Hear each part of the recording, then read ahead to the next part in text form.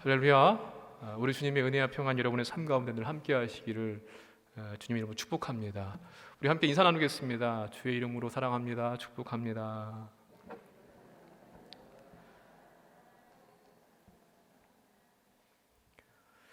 제가 고등학교 때의 경험입니다. 저는 서울의 부가연동에 있는 한 고등학교를 다녔는데요. 저희 학교는 근처 학교에서도 그렇고 특히나 이 수학이 어려운 것으로 유명했던 학교였습니다. 지금도 기억을 더듬어 보게 되면은요, 8절지 시험지에 문제수도 그렇게 많지 않습니다. 제 기억으로는 15문항 정도 됐던 것 같은데 그 중에서 8개는 객관식이고 7문제는 이제 주관식인데, 이 문제를 푸는 과정까지 다 맞아야만이 맞는 것으로 채점을 해주셨기 때문에 엄청 어렵고 힘들었던 기억이 납니다. 그래서 이 수학을 좀 보충하기 위해서 제가 좀 단과 학원을 다녔던 적이 있습니다.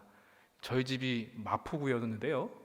이 학원이 은평구에 있었는데 유명한 학원이었습니다. 그래가지고 버스를 타고 그곳까지 가서 수학 강의를 들었던 기억이 있습니다. 그런데 아무리 기억을 더듬어도요, 유명했던 학원이고 꽤 컸던 학원인데 학원 이름도 기억도 안 나고요. 또 그 수학 강사, 수학 선생이 너무나 유명했기 때문에 수강생들도 많았었는데 이름도 기억이 안 나요. 아마 그 수학 선생도 저를 기억 못할 겁니다. 그렇지 않겠습니까? 수백 명의 수강생들을 놓고서 마이크로 강의를 했는데 누가 누군지 어떻게 알겠어요? 저도 그분을 선생님으로 생각한 적도 없고요. 그분도 아마 저를 수강생이지 제자로 생각했던 적은 아마 없었을 것이라고 생각이 되어집니다. 그런 의미에서요, 학원 선생은 아무리 많은 학생들을 가르쳐도요, 제자로 남아있는 사람은 없을 겁니다. 한두 시간 학원 강의를 듣는 것이 관계의 전부이기 때문에 선생님과 스승과 제자의 관계를 하기보다는 그냥 학원 강사와 학생의 관계 정도가 되겠죠. 반면에 학교 선생님들은 어떻습니까? 학생들이 졸업한 후에도요, 특별히 사제지간의 관계를 가지면서 정을 지속하기도 하고, 때로는 시간을 내서 찾아가서 인사도 드리고, 또 어떤 경우에는 평생 자기 스승으로 이렇게 관계를 맺는 경우도 심심치 않게 많이 있죠. 학원에서의 강사와 학생의 만남과 학교에서 선생님과 학생의 만남은 근본적으로 차이점이 있습니다. 제가 언어 선택부터 학원은 선생이라고 했고요, 학교는 선생님이라고 이 님자를 붙였거든요. 학원은 말 그대로 과외 공부가 필요한 학생들이 학습, 교습 내용을 지도받고 또 가르치는 그런 관계밖에 되지 않습니다. 그런데 학교에서 선생님은요, 이 교습, 지식의 차원을 넘어서서 인격적으로 성숙시켜주려고 하는 그런 스승님의 모습이 있습니다. 그래서 그 선생을 존경하는 제자와 인격적인 관계를 맺는 것이 선생님과 제자의 관계죠. 마찬가지로 우리 신앙에서도 그런 관계가 있습니다.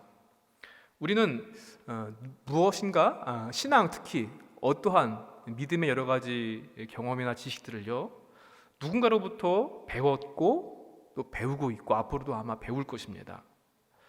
가르치는 사람과 배우는 사람과의 관계는 우리 신앙생활에도 그대로 나타나게 되어 있는데요, 오늘 본문의 말씀에서 사도 바울이 그것을 언급하는 것을 볼 수 있습니다. 고린도 전서는요, 바울이 3차 전도 여행 가운데 에베소에서 3년 동안 머무르는 가운데 이 고린도 교회에 보낸 편지입니다. 여러분 잘 아시다시피 이 고린도 지역은 해상, 교통, 또 무역의 중심지다 보니까 사람들이 많이 드나들게 되었고요, 다양한 문화가 존재하고 또 심지어 이방의 음란한 종교와 문화가 성행했던 곳이 바로 이 고린도 지역이었습니다. 근데 여기에 고린도 교회가 있었는데 여러 가지 갈등으로 인해서 분열이 일어나게 되었고 교회가 위기를 겪게 되었습니다. 그에 대한 신앙적인 권면과 답변을 제시한 것이 고린도 전서의 말씀인데, 그때만이 아니라 오늘 우리에게도 꼭 필요한 믿음의 교훈을 주고 있다는 것을 기억하면서 여러분 말씀에 은혜 받으시기를 바랍니다. 먼저 우리가 받아야 할 믿음의 교훈은요, 우리는 믿음의 스승들에게 감사해야 한다고 하는 사실입니다. 여러분들은 믿음 생활을 어떻게 시작하셨습니까? 에베소서 말씀 보니까요, 믿음으로 말미암아 구원을 받았으니 이것은 너희에게서 난 것이 아니요 하나님의 선물이라고 말씀합니다. 그러니까 믿음의 출발은 하나님이십니다. 하나님께서 우리에게 믿음을 주셨기 때문에 믿음 생활을 시작할 수 있었던 것이죠. 그런데 개인적으로는 아마 각각의 여러 사람들을 통해서 여러분들 믿음 생활을 시작하셨을 것이라고 생각이 되어집니다. 저 같은 경우에는 제 할아버지 때부터 신앙생활을 하셨기 때문에 그 믿음이 저한테까지 이렇게 오게 되었거든요. 또 어떤 분들은 아내 때문에, 남편 때문에, 친구나 지인들 이러한 사람들을 통해서 믿음 생활을 시작하셨을 것입니다. 반드시 믿음의 앞선자가 있고요, 뒷선자한테 그 믿음을 전수하고 가르치고 양육하는 과정들을 통해서 오늘 저와 여러분의 믿음의 생활의 모습이 있는 줄로 압니다. 부모가 자녀에게 전하고 가르치고 양육하고요, 믿음을 가진 사람이 그렇지 못한 사람한테 애정과 관심을 기울이는 것, 바로 믿음의 스승과 제자의 관계이죠. 이렇게 우리 모두는 각자에게 믿음을 전수받고 가르침을 받았던 스승님들이 있습니다. 저도 머릿속에 학교 선생님들, 또 교회학교 선생님들 몇몇 분들이 떠오르는 분들이 있는데요, 아마 대부분 이 5영역에서 우리의 스승들이 계시지 않나 하는 생각을 갖게 됩니다. 먼저 가정에서의 스승님이 있습니다. 우리 사랑하는 부모님, 또 우리 조상들, 그분들이 바로 우리 가정에서의 스승이지요. 또 교회에서의 스승님이 있습니다. 목사님들을 비롯해서 우리 장로님, 권사님, 집사님들, 우리 믿음의 선배들. 또 학교에서의 스승님도 있습니다. 선생님이 그렇고요, 또 친구들이 그렇습니다. 사회생활에서도 스승님이 있죠. 직장 선후배, 또 우리 이웃과 친구들이 그렇습니다. 그리고 마지막으로 우리의 구세주가 되시고 영원한 스승이 되시는 예수님이 계십니다. 이러한 수많은 스승님들이 계셨기 때문에 오늘 내가 존재하는 것입니다. 사람이 살아가는 데는요, 배움이 매우 중요합니다. 왜냐하면 배운 만큼 살아갈 수밖에 없고 배운 대로 살아가기 때문에 그렇습니다. 그래서 사람은 배워야 하는데, 그래서 세상에서도 그런 말이 있지 않습니까? 군사부일체다. 임금과 스승님과 부모님의 은혜는 같다. 그만큼 중요하다는 것이죠. 또 배움에 있어서도요, 얼마나 배웠느냐 하는 배움의 양보다 무엇을 배웠느냐가 더 중요합니다. 잘못된 것을 배우면 잘못된 것을 행할 수밖에 없습니다. 그래서 우리는 바른 것을 배워야 하고 바르게 배운 것을 행할 수 있어야만 하는데, 그런데 고작 세상살이에서만 필요한 이러한 세상 지식이나 처세술 이러한 정도가 아니라요, 이 세상은 물론이거니와 하나님 나라에 이르기까지 필요한 이 영원한 생명, 그 진리에 대한 믿음의 배움은요, 얼마나 중요하겠습니까? 그 중요한 믿음 생활을 가르쳐 주시고 인도해 주신 믿음의 스승들이 참으로 귀하고 고마우신 분들이다, 그렇게 믿습니다. 그런데 고린도 교회의 분쟁 가운데 하나가 무엇인가 하면요, 이 믿음의 스승들 때문에 서로 다투고 나누어져서 갈등을 하고 있었다는 것입니다. 바울파다, 아볼로파다, 게바파다, 그리스도파다, 서로 나뉘어서 갈등하는 일이 있었습니다. 바울이나 아볼로나 게바나 모두가 다 믿음의 스승과 같은 그러한 사람들입니다. 그런데 그들과의 친분, 또 그들로부터 배웠던 내 믿음을 자랑하면서요, 타당을 짓고 내가 그들과 특별한 관계가 있다라고 이렇게 교만하게 다툼을 일으키고 그리스도의 몸인 교회를 산산히 조각내는 그러한 모습들이 있었다는 것입니다. 그런데 사실은 이것은 권력 투쟁이고 이익 싸움이지요. 그래서 바울은 이러한 고린도 교회의 교인들을 아주 엄히 책망을 하고 있습니다. 호황되고 교만하고 자만심에 빠져 있었던 그들을 아주 책망을 하는데, 영적으로 아직도 미성숙한데 마치 세상 지혜를 전부 다 가지고 있는 것처럼 그렇게 말하고 행동했습니다. 그러면서 존귀하게 대우받기를 원했고 분쟁을 일으켰다는 것이 그들의 모습이었습니다. 이와 반대로 그들에게 믿음을 전수했던 스승님과 같았던 바울과 그의 사역자들의 모습을 보게 되면요, 복음을 전하고 가르치고 인도한 것들 때문에 굶주리고 박해를 받고 시달리고 모욕을 당하고 있었습니다. 그래서 10절 말씀을 우리말 성경으로 보니까 이렇게 말씀합니다. 우리는 그리스도로 인해서 어리석지만 여러분은 그리스도 안에서 지혜롭고, 우리는 약하지만 여러분은 강합니다. 여러분은 높고 귀하나 우리는 낮고 천합니다. 이 말은 무슨 말인가 하면 한마디로 비꼬는 겁니다. 우리들은 지금 이렇게 어리석고 약하고 낮고 천한데 여러분들은 지혜롭고 강하고 아주 높고 귀한 분들입니다. 이렇게 비꼬고 있는 것입니다. 벌써 배가 불렀군요. 벌써 부자가 되었군요. 우리를 제쳐놓고 왕이나 된 듯이 행동하고 있습니다. 이런 말을 하고 있는 것입니다. 그런데 이러한 책망마저도 그들을 비난하기 위해서 한 말이 아닙니다. 그들을 정말 사랑으로 복음으로 인도하기 위한 참 스승의 마음을 가지고, 심지어는 부모와 같은 마음을 가지고 이 말을 하고 있는 것입니다. 그래서 14절 말씀에 그렇게 말씀하고 있지 않습니까? 너희를 내 사랑하는 자녀같이 권하려 하는 것이라. 그들을 향해서 분노하고 비난하는 것이 아닙니다. 책망을 듣고서라도 교만한 마음을 내려놓고 올바른 믿음의 모습으로 돌아오기를 바라는 선생님의 마음이었습니다. 부모가 자녀를 사랑하는 것처럼 그러한 사랑으로 권면을 하고 있는 것입니다. 여러분, 사람은요, 관심이 있어야지 책망도 하고 또 혼을 내기도 하죠. 관심이 없으면 그것마저도 하지 않습니다. 잘못된 길로 가든지 교만하든지 말든지 아무런 관심도 두지 않을 것입니다. 우리의 믿음의 모습을 잘 생각해 보시기 바랍니다. 지금 내가 가지고 있는 것, 누리고 있는 것, 이 세상의 모든 것들은 다 하나님께서 우리에게 주신 것들입니다. 선물입니다. 그런데도 고린도 교인들은 이러한 하나님의 은총과 은혜를 잊어버렸고요, 스스로 우월하다고 생각을 했고 자아도취에 빠져서 영적으로 교만했습니다. 내 스승님이 누군데, 그분의 영향력이 얼마나 큰데, 또 그러한 난 또한 어떤데, 그러면서 서로 파당을 짓고 나뉘어져 있는 것입니다.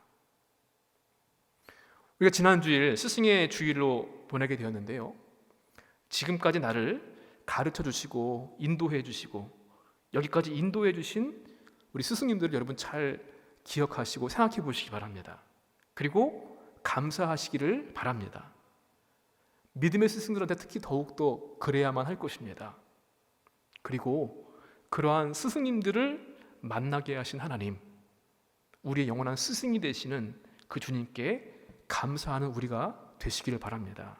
오늘 말씀을 통하여서 우리 다시 한번 감사와 우리 믿음의 겸손을 되시길 수 있는 은혜가 함께 하시기를 주님 이름으로 축복합니다. 두 번째로는요, 오늘 말씀을 통하여서 우리는 스승보다는 아버지가 되기를 힘써야 한다는 것을 말씀드리고 싶습니다. 우리 15절 말씀을 같이 한번 읽어보도록 하겠습니다. 그리스도 안에서 일만 스승이 있으되 아버지는 많지 아니하니 그리스도 예수 안에서 내가 복음으로써 너희를 낳았음이라. 아멘. 여기서 스승이라고 번역되어 있는 헬라어를 보게 되면요, 파이다고구스라고 하는 그런 말을 쓰고 있는데, 이거는 무슨 말인가 하면은 선생님이라는 의미보다는 보호자의 의미가 더 가깝습니다. 당시 헬라 문화에서는요, 6살쯤 되게 되면은 어떠한 사람을 한 사람을 붙여줍니다. 그래서 그 사람을 통하여서 그 아이가 성년이 될 때까지 감독하고 또 이렇게 돌보고 하는 역할을 하게 했습니다. 이들의 신분은 주로 노예나 노예에서 갓 풀려난 사람들이 주인의 명령을 받고서 이 일들을 감당을 했습니다. 주인의 자녀들을 돌보면서. 그런데 그저 돌보는 수준이고 뭐 간식을 챙겨주고 가장 기본적인 지식을 전달하는 수준이지 그 아이의 인격이라든가 미래를 갖다 책임지는 역할을 하지는 않았습니다. 그래서 우리 옛날 성경을 보시게 되면은 갈라디아서 말씀을 몽학 선생이다라고 그렇게 번역을 했죠. 이 단어를. 그리고 개역 개정에서는 초등교사라고 번역을 했던 단어가 바로 이 스승이라고 번역된 그 말입니다.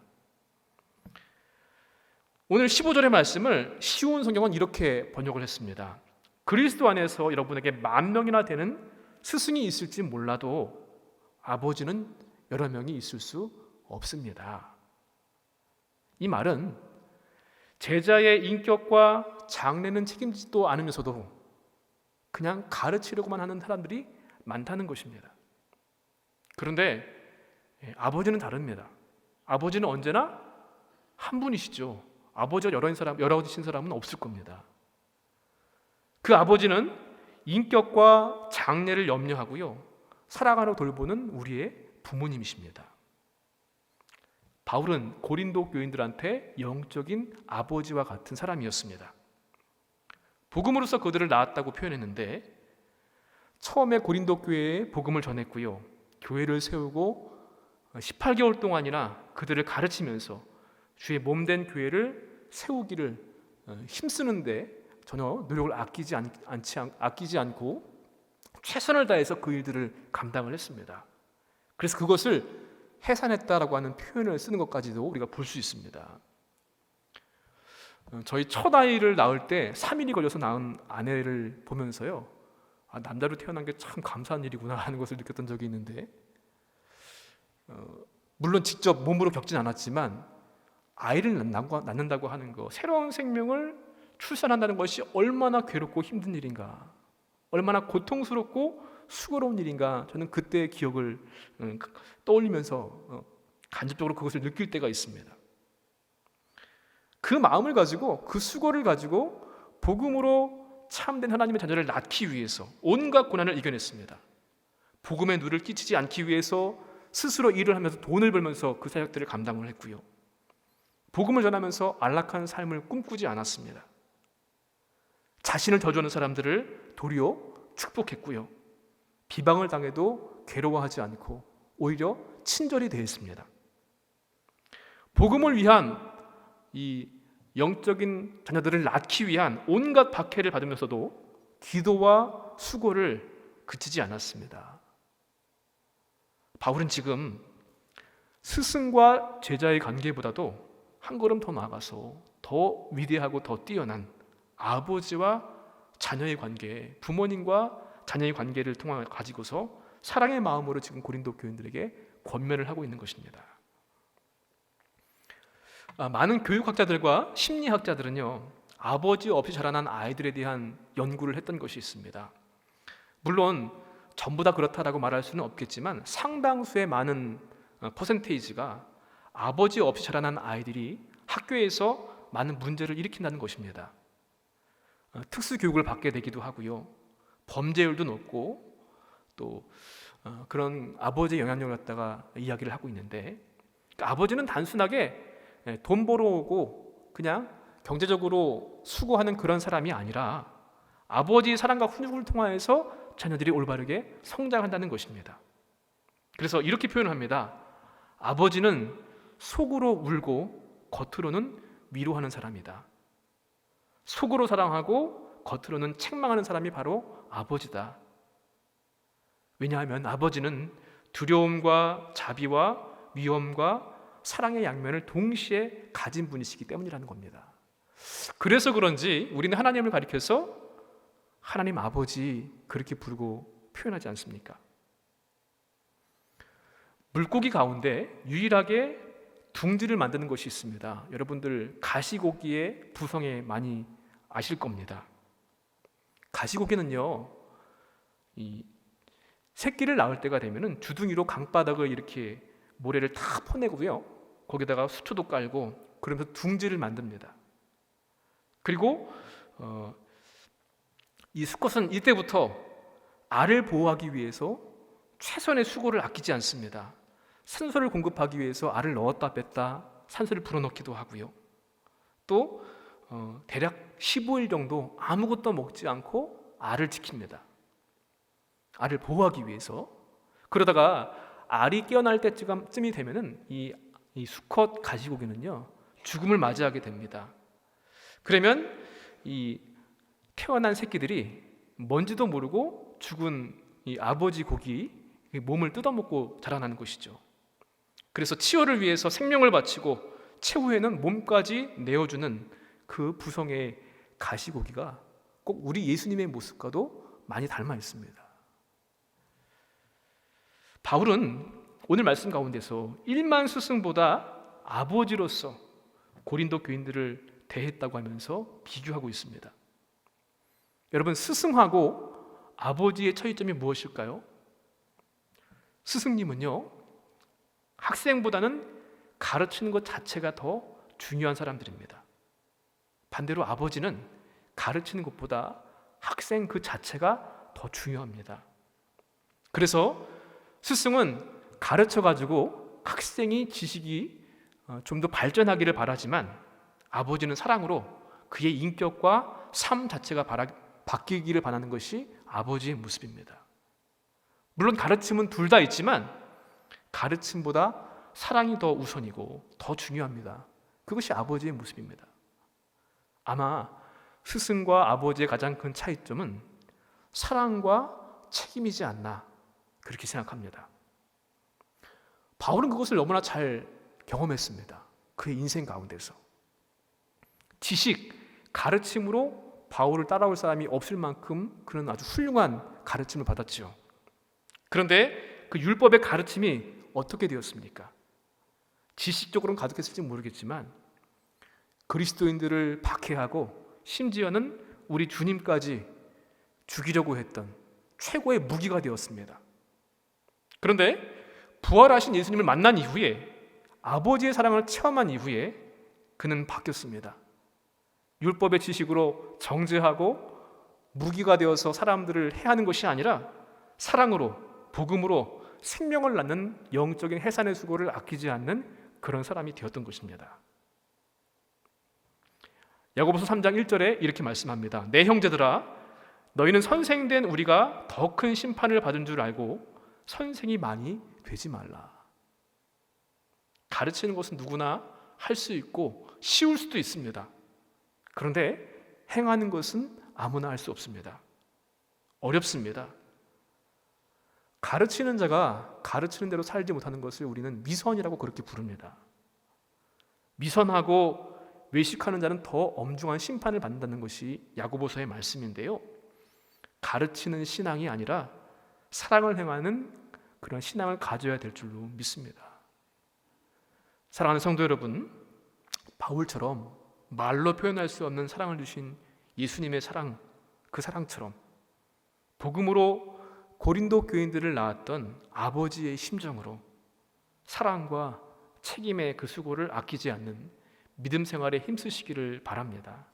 물론 스승의 역할도 귀하고 중요합니다. 그런데 아버지의 마음을 가지고 아버지로서 그 역할을 감당하는 우리 모두가 되시기를 주님 이름으로 간절히 축원을 드립니다. 마지막으로 우리는 오늘 말씀 가운데 믿음의 본을 보이는 사람이 되어야 될 줄로 믿습니다. 우리 16절 말씀 함께 또 읽겠습니다. 그러므로 내가 너희에게 권하노니 너희는 나를 본받는 자가 되라. 아멘. 복음으로 그들을 낳았기 때문에 바울은 아버지의 마음으로 그 관계를 말하면서 나를 본받는 사람이 되어라 라고 말을 하고 있습니다. 그런데 이 말은요, 자칫 오해를 불러일으킬 만한 말입니다. 여러분, 지금 이들이 지금 스승들 때문에 나눠져서 파당을 짓고 분열을 일으키고 있거든요. 바울파다, 아볼로파다, 게바파다, 그리스도파다. 그런데 바울이 나를 본받는 사람이 되라 라고 하는 말은 자칫 나의 추종자가 되어라 라는 말로 들릴 수도 있고요. 위대함은 얼마나 위대했는지 모르겠지만 어떻게 예수님이 아니라 자기를 본받는 사람이 되라고 말할 수 있을까? 너무 교만한 거 아닌가? 이러한 오해를 불러일으킬 수도 있습니다. 그런데 여기서 본받는 자라고 하는 그 헬라어 단어를 보게 되면은 어떠한 사람을 모범으로 삼아서 그 사람의 행실을 따르는 것, 그게 바로 본받는 사람의 의미입니다. 바울은 복음을 전하면서 수많은 환난과 고통을 당했지만 변함없이 예수 그리스도만을 향하는 그러한 삶을 살았습니다. 그분을 닮기 위해서, 그분을 이루기 위해서 수없이 달려갔습니다. 그러므로 그렇게 살아온 바울, 나를 본받으라라고 하는 말은 곧 누구를 본받으라는 말입니까? 내가 달려갔던 목표가 되셨던 예수님을 본받으라라고 하는 말입니다. 저는 가끔씩요, 옛날 이렇게 요새 사진들을 볼 때마다 깜짝깜짝 놀랄 때가 있습니다. 왜냐하면 가끔씩 제가 찍힌 사진에 아버지가 보이거든요. 제가 그렇게 많이 닮았었나? 물론 닮았다는 소리를 듣긴 했는데 잘 못 느끼고 있다가 가끔씩 사진을 볼 때 그걸 느낄 때가 있거든요. 와, 진짜 아버지랑 똑같구나. 여러분들 보면서 느낄 때도 있습니다. 저는 가끔씩 이제 누가 자녀분인 걸 알고 있잖아요. 근데 부모님의 걸음걸이하고 그 자녀의 걸음걸이가 어쩜 그렇게 똑같은지 모르겠어요. 그건 가르친 것도 아닐 텐데. 이 바울의 권면에는요,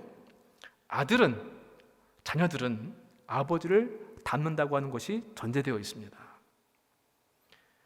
17절에 고린도 교인들에게 바울은 이 자신을 본받게 하기 위해서, 예수님을 본받게 하기 위해서 디모데를 보낸다고 말씀합니다.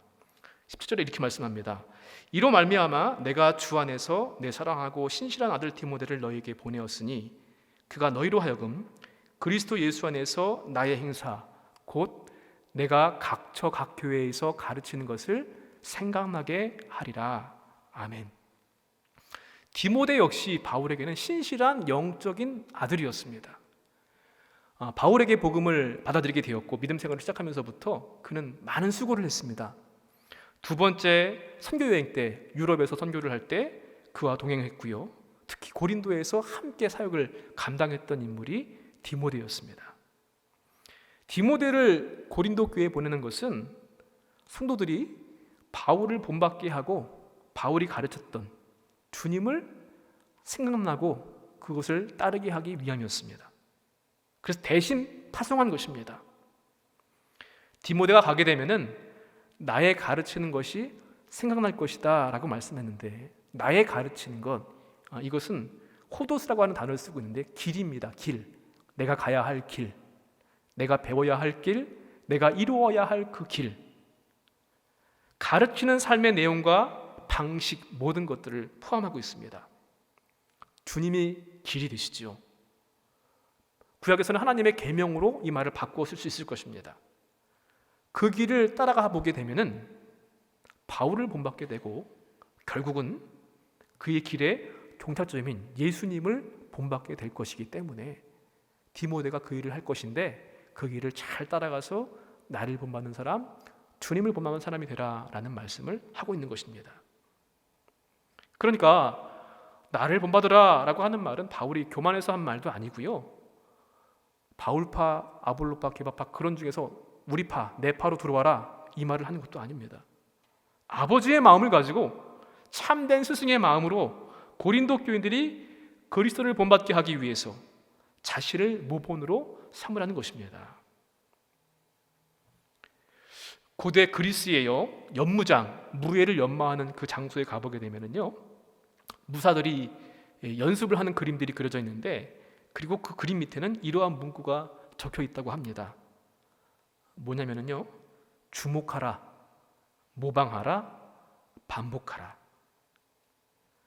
이 문구를 우리의 삶에 적용시켜 본다고 하면은 우리는 무엇을 주목해야 합니까? 우리 성도들은 하나님께 그분을 주목해야 될 줄 믿습니다. 이 땅에서 우리 모든 사람들을 구원하시기 위해서 하나밖에 없는 아들을 우리에게 대신 보내주시고 죽게 하시기까지 하셨던, 죽도록 사랑하신 그 사랑을 주목해야만 합니다. 모방하라, 무엇을 모방해야 합니까? 우리는 예수님을 본받아야 하고 그분을 모방해야 할 줄 믿습니다. 예수님을 닮아가신 그런 삶을 살아가야 될 것인데, 그분의 죽으심과 희생과 헌신과 섬김과 용서의 모든 삶들을 자꾸 물론 우리는 부족하지만 성령님의 도우심을 간구하면서 모방하고 흉내내기를 힘써야만 될 줄 믿습니다. 마지막으로 반복하라는 것입니다. 예수님을 본받는 삶의 모습은요, 그냥 마음 먹은 것으로 되지 않습니다. 희생과 절제와 성숙이 필요하고 매일매일 훈련받지 않으면 따라갈 수 없는 모습입니다. 사랑하는 성도 여러분, 이 시대에는요 특별히 본이 되는 사람이 필요합니다. 본이 되지 않는 많은 교인들로 인해서, 이 땅의 많은 성도들로 인해서 말은 많은데 행함이 없는 그 모습 때문에 교회가 상처를 받기도 하고 또 성도가 비판을 받기도 합니다. 바울처럼 본이 되기를 힘쓰시기를 바랍니다. 주님을 닮기 위해서 주의 말씀에 순종하기를 힘쓰시기를 바랍니다. 그래서 나를 통해서 세상이 주님을 볼 수 있는 그런 복이 임하기를 원합니다. 사랑하는 성도 여러분, 우리는 지금까지 수많은 스승들의 수고와 헌신으로 오늘 이 모습이 우리의 모습이 되었습니다.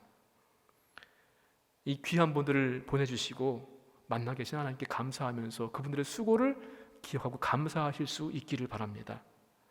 또한 우리의 영원한 스승은 우리 주 예수 그리스도이십니다. 신앙의 연수가 쌓일수록 가르치는 입장에서 교만해지기 쉽습니다. 특권의식과 위선과 외식이 우리의 모습이 될 수도 있습니다. 늘 겸손을 생각하면서 아버지의 심정으로 사랑과 책임의 수고를 감당하여서 말만이 아니라 가르치기를 즐겨하는 것이 아니라 사랑하고 섬기기를 즐겨하는 우리 모두가 되시기를 바랍니다. 마지막으로 주님을 따르기를, 본받기를, 그 가르침에 순종하기를 힘쓰시기를 바랍니다. 말씀과 가르침을 되새겨 생각나게 합니다.